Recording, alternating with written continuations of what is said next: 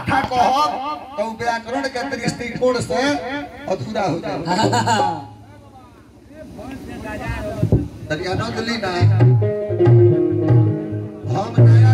हम नया घोड़ी लेके चली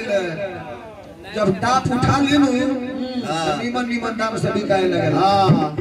अब टाइम तक बजावल नहीं समय कम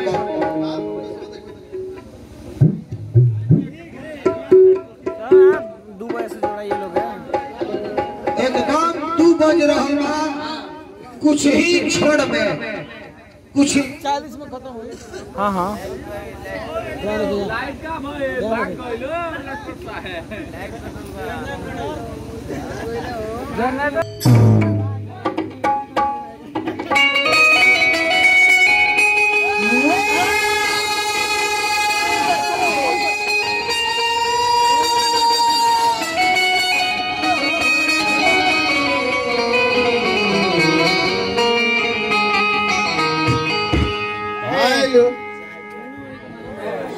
पाँच मिनट खत्म हो गए।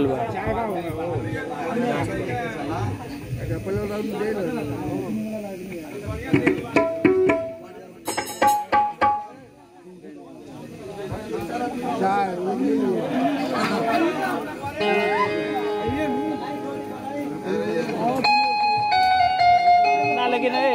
टाइम हो गई बटे हर राउंड पता जा टाइम ज्यादा हो गई लगिया सब सूत है हर राउंड में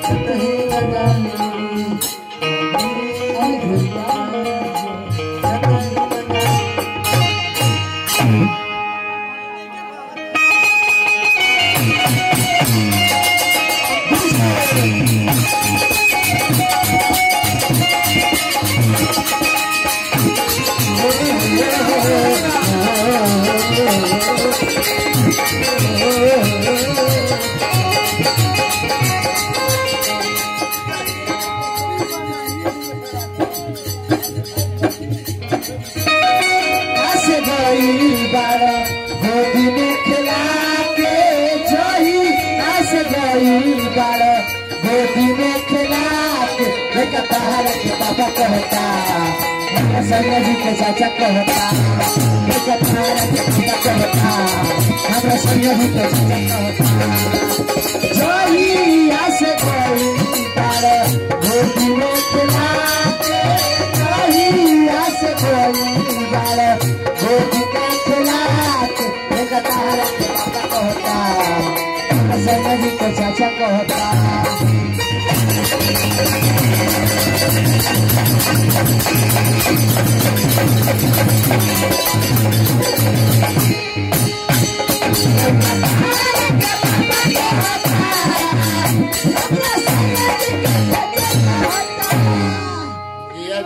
बैठो भले उनका के मामा कहता हमरा के पापा कहता लइका बा कुछो कही बैठो लइका बा के कही हां कुछ चाचा कही मौसा कही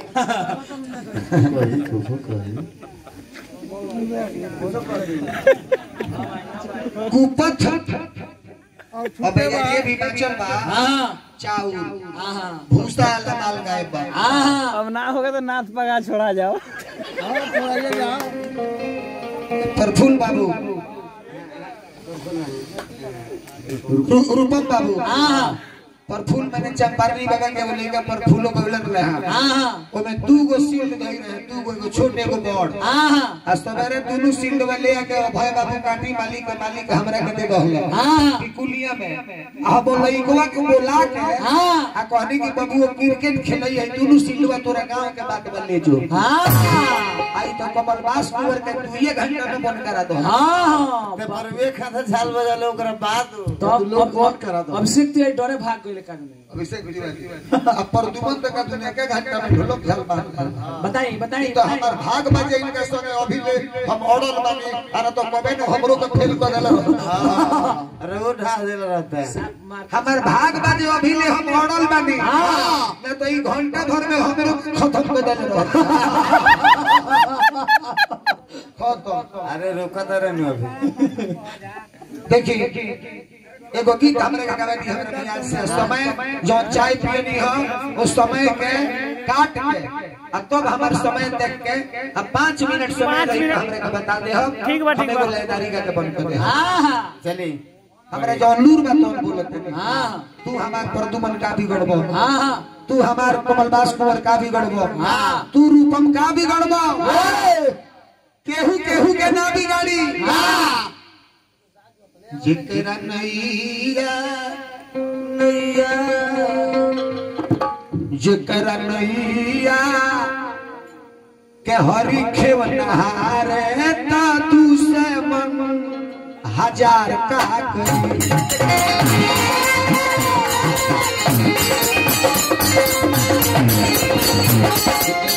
हरि खेवनहारे ता तू से मन हजार का करी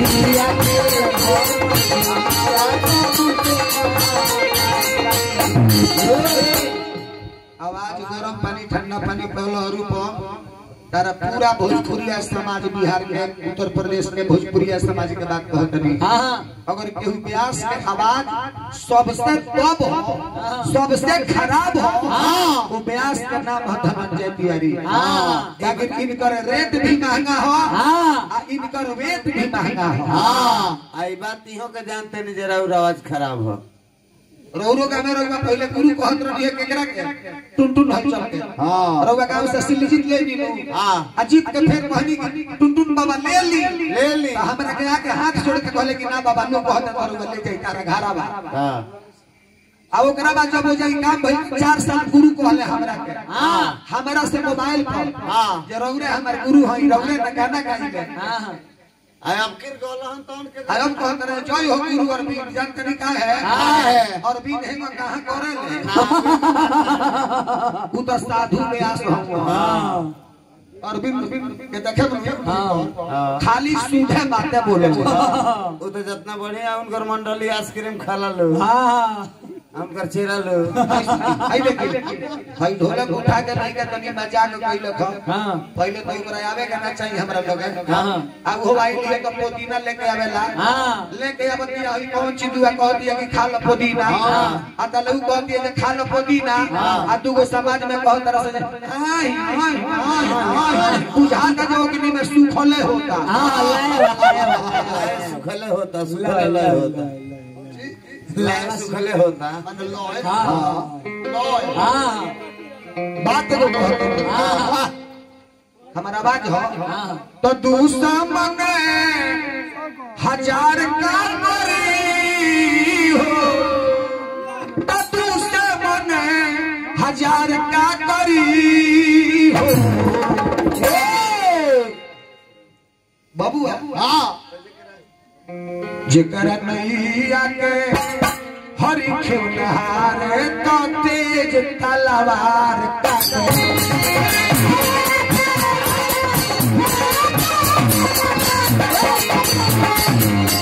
हरि खेवनहार तो दुश्मन हजार का करी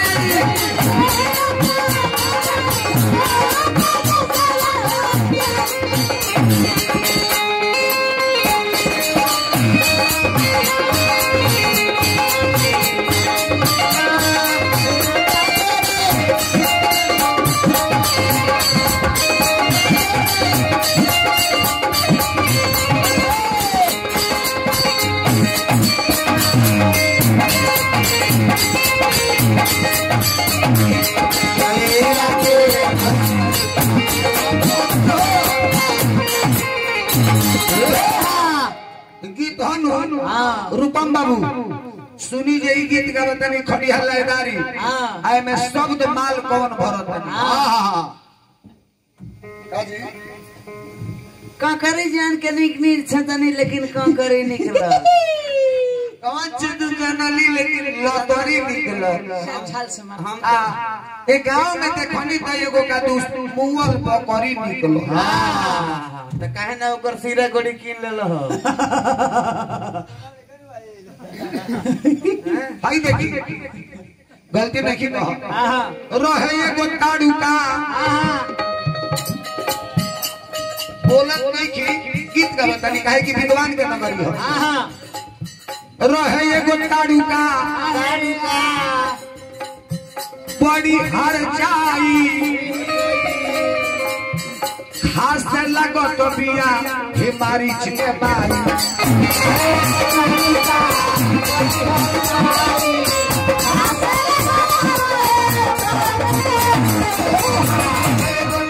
बड़ी हर जाई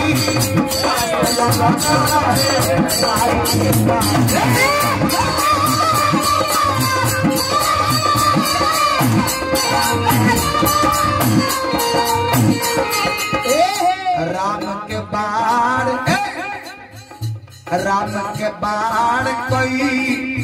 दिल आर पार ता दुश्मन हजार का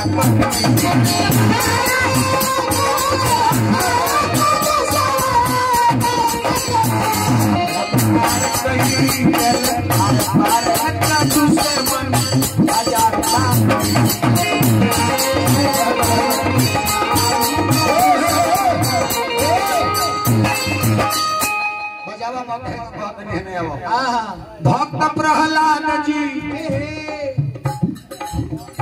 भक्त प्रहलाद जी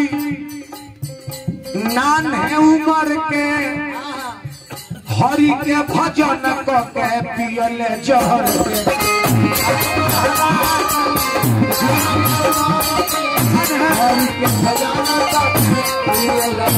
भक्त प्रहलाद जी नान्हे उमर के हरि के भजन क के पियल जहर हरि जी दर्शन हरि जी नरसिंह अवतार हरि जी दर्शन देखौले खम्भा फारे का दूसरे मन हजार चला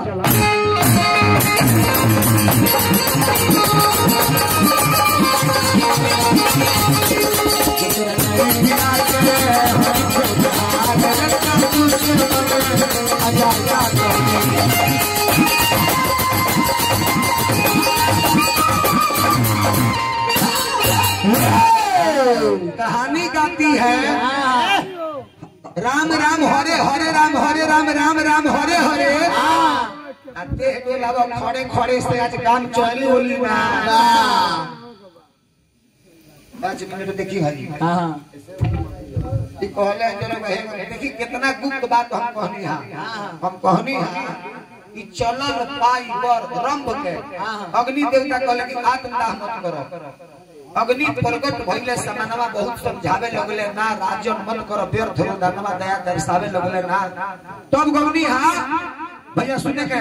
कि चलल पाई पर घर निश्चर खुशी में मंगनवा हो गई ले, मध्य मार्ग मद मस्त एक महिषी से मिलनवा हो गई ले, प्रेम परस्पर नैन मिलल तब काम देव बीज बो गई ले। हाँ काम देव बीज बो गई ले, एक माने वह होला जो तू कहला है कि जीवन संगे बितावल वा लइका रहो। हाँ यह विद्वान के बोली में नदान के बोली बात से बात है। हाँ बातें करमात है। हाँ अब बातें से कड़ात आदमी जूता और लात है। बतिया से जतिया चिन्हाला कुजतिया। हाँ बतिया समाज में देला इजतिया। बात हीरा होती है, बात मोती होती है, बात लाखों की मौत की खोती होती है। अरे बात हर जगह हर किसी से नहीं होती, बात बड़ी मुश्किल से होती है। अभी ढेर दिन पढ़े के पड़ी। देसीला भैंसा रंग के मार दहलो। तो आदमी में नहीं थे, सती होते रहे लोग, लेकिन महिष्मती के रहे। पूर्व जन्म में महिष्मती रहे, महिष बनल सुपारसो बाबा के संबंधित, श्राप के संबंधित वो अप्सरा भैंस बन के आई बिया। बाद में चल गई बिया फिर इंद्र के दरबार में छोड़ दहला। वह भैंस जाके भैंसा के लाश जरावल जाता। मैंने रंभ के एक छलो जरावता। अब भैंसिया को हटिया कि हम इनके संगे जर के सती हो जाए। दह दह आग जरता। अब महिष्मती वही रंभ के चीता पर कूद गई। तो का भई? तब भइले एगो चरच भारी हो। बाबा के मार हो। इस सब पर ध्यान दे। भइले एगो चरच। हम तो पहले ही खोजत बनी कि हमरा से गावे खातिर हरेंद्र जादव के फोन गई रहे, मनोज शर्मा के फोन गई रहे, अरविंद सिंह के फोन गई रहे, मैनेजर व्यास के फोन गई रहे। खाली हो रहे पहले तारा के मोहल्ले के हम आदमी के खोजे थे। खोज के 5 रुपए हम जान तनी का है सवेरे रुपया नु लेबो। 10 रुपया लेबा नु। चाहे 10,000 चाहे 20,000 लेबा नु। तो जे रुपया मेहनत से देता हतना पब्लिक के जमा कइले बा, पब्लिक बहुत चल गई कि 1 बजे लोग काहे भाग गई। एकरा खड़ा पैसा सवेरे लेबा नु। एकरा खड़ा होते होते लोग भागल हो। लोग कही कि ना जाए ब्यासी पैसा लेके जाए, ई पैसा तारा घरे ना जाई। हां हॉस्पिटल में जाई। हां ई पैसा अरे रुपया हमार लूटा गइले दादा। गांव के चंदा लूट जे कोई लूटला सोही में खाली माई एकरा के लूट ले से भगवान। ई बात हो कि ना बबुआ हो। तो वही भैंसिया चरतिया। भैंसिया के पेटवा फाटता। और में से एगो लड़का निकलता। आ रंभ के जवन खून जरल वो खूनवा से एगो लड़का निकलल। 2 गो वीर के भइले एगो चरच भारी हो। आज बनवा माझारी। तो भइले एगो चरच भारी। आज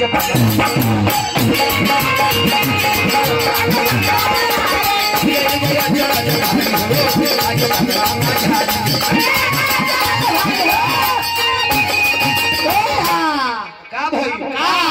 निकलल चिता से एगो दैत्य दुराचारी। महिषासुर मत बोल सब साफ ना सुनाई एमे तनी मन में बिगड़ जाए। निचिता से एगो दैत्य दुराचारी। महिषासुर क्रूर रहे कुविचारी। ढेर आदमी बोली तो क्रूर चुप साइलेंट हो जाए, छुप जाए। इस तरह तरह के चुप करो। निकलल चिता से एगो दैत्य दुराचारी। आ महिषासुर क्रूर रहे कुविचारी। आ त्रिभुवन जगत भयकारी हो। आज बनवा माझारी।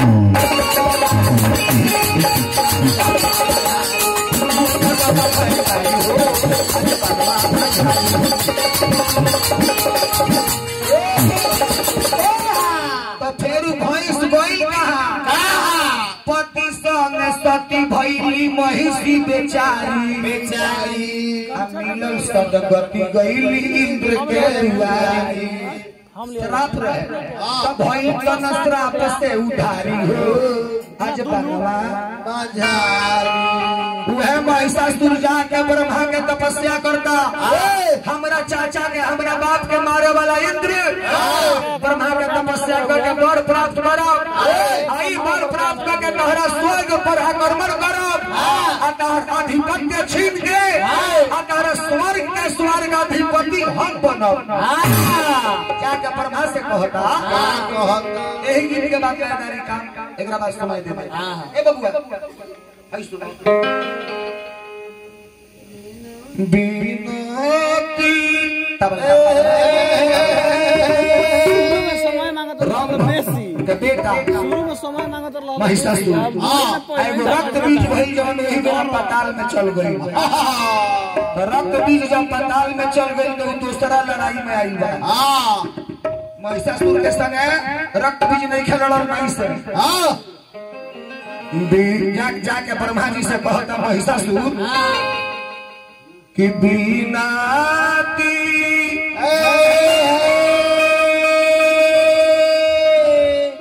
करिले बाबा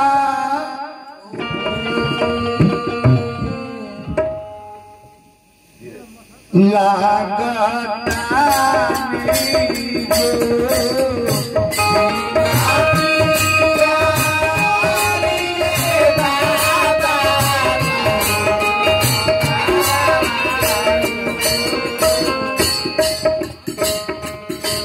आसरा पुराइए बाबा पैया पारी तो आसरा पुराइए बाबा पैया एक इम्पोर्टेंट बात बोलने जा रहा हूँ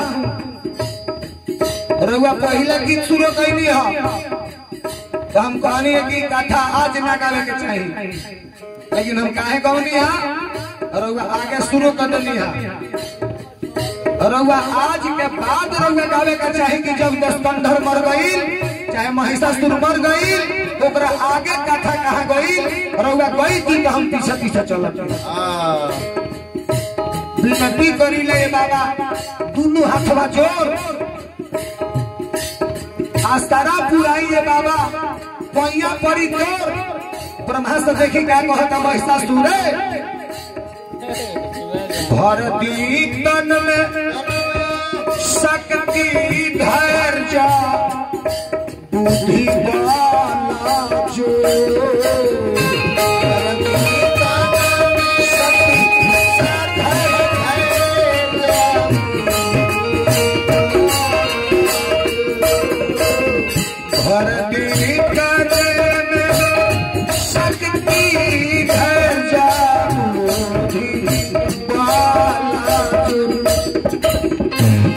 महिषासुर के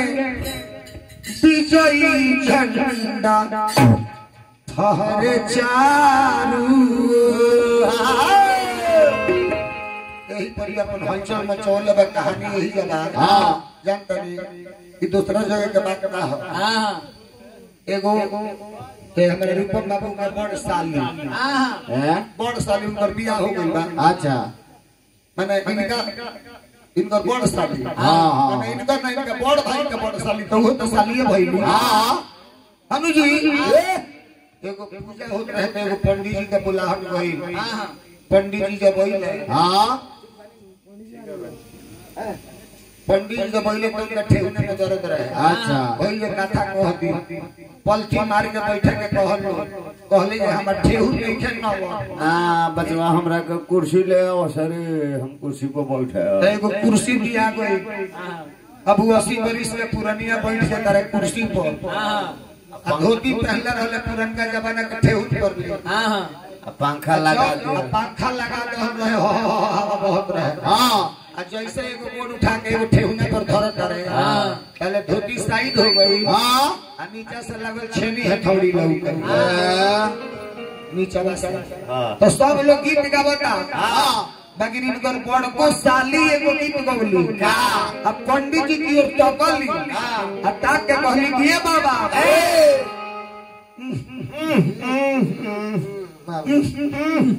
तो पंडित जी बुझस मिले का कर हां कहे न देखत तई करे लौके हां कहे कि नीचा से हे न देखत रहली ए पंडित जी अब तो एगो गीत गौली का कहली भीतर के सामान पंडित जी भीतर लुकाई खोली पोथी पतरा काम आगे के बढ़ाई तो पंडित जी कहने के भीतर के सामान ओ सही पंडित जी कहले कि बड़ा निमन कहलु कि भोरलो साभान लिहलु इज्जत बचाई हो एहुले बड़ बाछी तहारा भेटाई हो श्री शंकर यादव कहले अरविंद कहले इनकर गुरु हम कहनी इनकर गुरु शुद्ध इनका गुरु जी के करो कोनो बात हम बोली ले तो हमार बहुत बात हूं बोल ले जननी तब देखी लास्ट में वो लयदारी देके अब बबुआ के समय खड़ा हो गया अच्छा ए समय तो माना प्रभाव छाती पर हाथ धोके कहो सब के गवेला लिखे लेबा क्या लिखे के बा कि हमारा जरूरत नहीं है सोना चांदी हीरा के मरहम जरूरी बा जवनिया के पीरा के धनंजय तिवारी कौनो दवाई नहीं है इतना यूट्यूब पर बोले तो गीत आ जाए कौनो दवाई नहीं है धनंजय तिवारी देखी प्रेम शंकर मिश्र कलकत्ता वाला 10 साल पहले रसूलपुर में तू बोला मैं गाना बोले एक गीत के सुन अंतरा लास्ट अंतरा बोल दी सुना मैं एक गीत के सुने विद्वान के नगरी है कह दिया हां लास्ट खाली ना पूरा कह अधूरा ना कह हां हमरा जरूरत नहीं है बाजी ना बजाए दोस्त सोना चांदी हीरा के मरहम जरूरी बा जवनिया के पीरा के खइल ना पियल ना गइल कचट के सुधियो ना लेल नहीं आवेल लवट के करायल में छोड़ला मोहन है पीरा के मरहम जरूरी बा जवनिया के पीरा के हई देखिए चंदन के काम ना करी चंदन लगाई तो दोस्तों फायदा बा अगर सेंट लगा ले जो वही मोह के काम ना करी कपार ठंडा सेंट ना करी चंदन करी बबुआ कहती चंदन के काम ना करी इतर गुलाब ठंडा प्यार लगे धूप से खराब कवनो दवाई नहीं खे हे दिलवा के चीरा के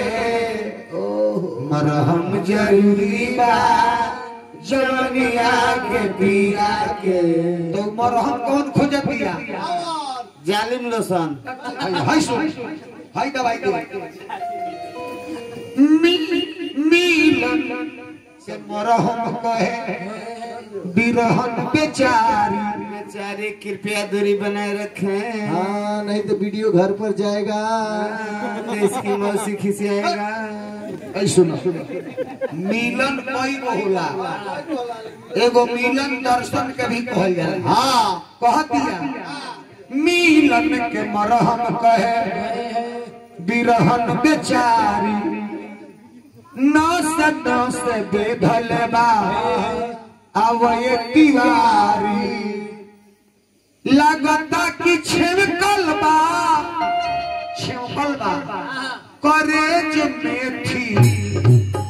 करेज में थी जीरा के मरहम जरूरी बा जवनिया के पीरा के। हाँ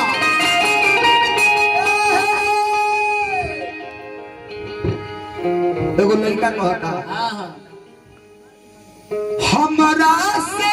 प्यार कैलू तारा का हम फास्ट गाना सुनाए में ताल के बाद बबुआ फास्ट गीत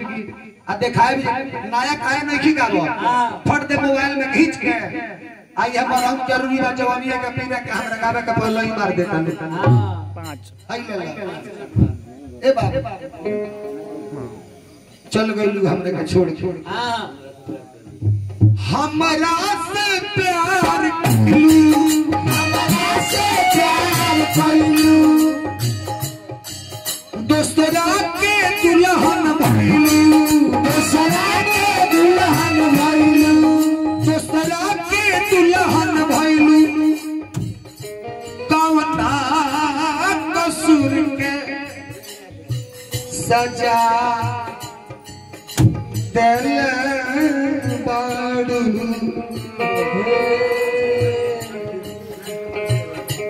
कौना कसूर के सजा दिल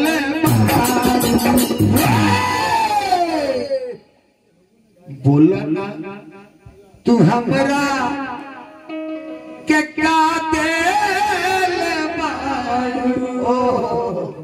जब दिल बाड़ू दगा दिल बाड़ू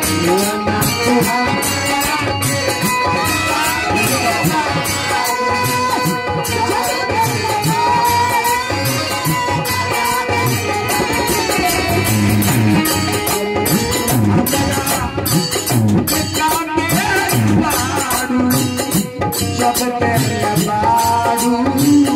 दगा दिल बाड़ू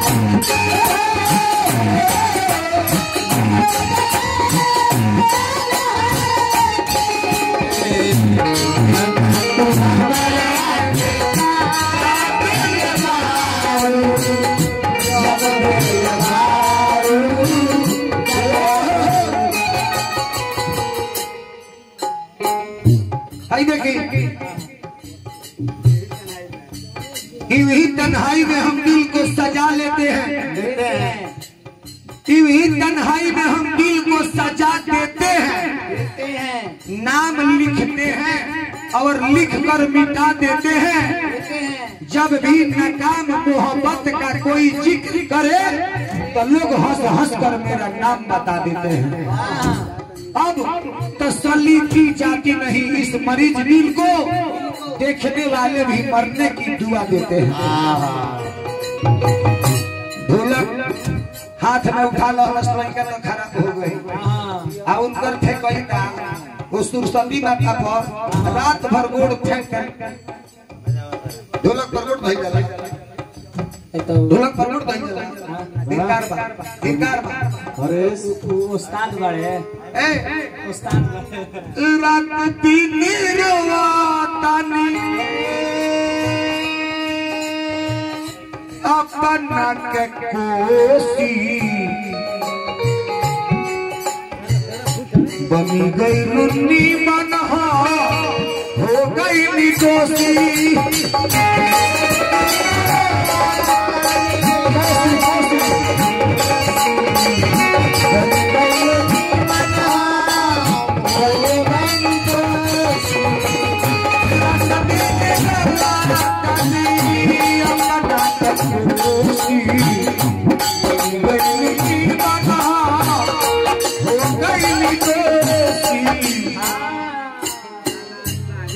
दिन रात रोवातानी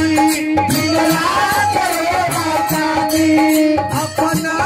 धोवातानी अपना धोवातानी जखम ते के मरहम चुरा ले बाड़ू जखम ते के मरहम चुरा ले बाड़ू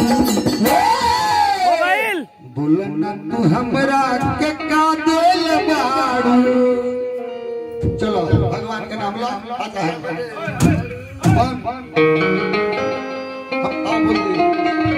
खड़े रहो भगवान के नाम ले 1 मिनट। झगड़ा किनारे ना हो जानकी तनी किनारे ना हो मेरे सीने में माई के धाम हो। हां एगो पर गीत बारूद लिखले जौन कमलबास गवले भइल ना। हां कमलबास के कैसेट में गीत नहीं थे ताकि हम गवनी का दे दो दे दो दे दो कौन चीज दे दो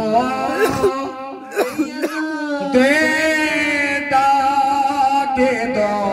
कौन चीज दिल जवानी में। अच्छा पुदीना का देता रू का देता रू चल क्रिया खाई जा कहवा होन पलानी में बसवारी में जिया लगा है ना ऐसे धुनी हो कि मैया सारी दुनिया है तेरे आंचल में।